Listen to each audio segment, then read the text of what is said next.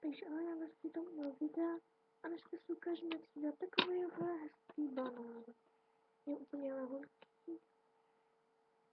Tak budeme tam potřebovat stav, já se teď omlouvám, že tady mám pozlámaný kolík a na druhé máme zase něco rozdělaného, takže tam budeme tady.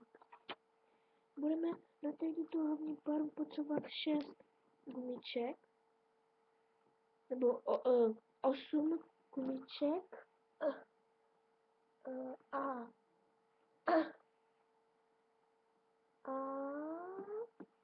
8 gumiček a 2 vlastně tady na toto a na tady toto.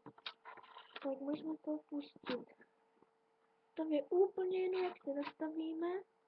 To má třeba tak. A můžete k něj úplně jinak.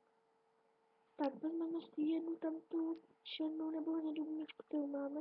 A dáme to na prostřední kraj na ten první a pak začnu. Tak. Teď si vezmeme 2 gumičky a natáhneme to z toho krajního na ten druhý. Tak ještě jednou, ještě jednou.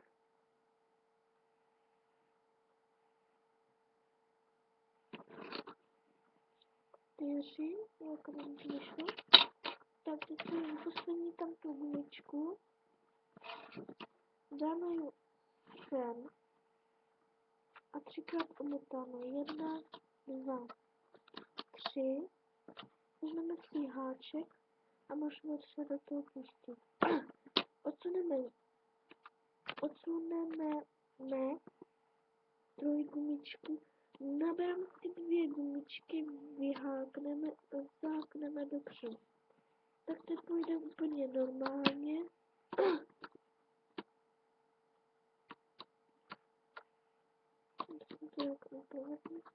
Tak teď rovně pojďme trošku na síť padá, tak teď ještě tuto jednu.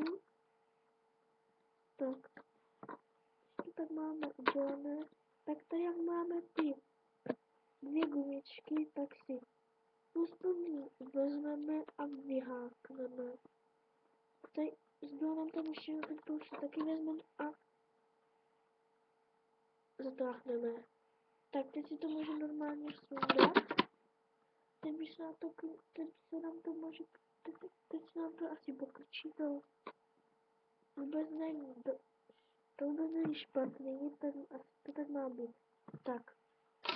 A já děkuju, že jste.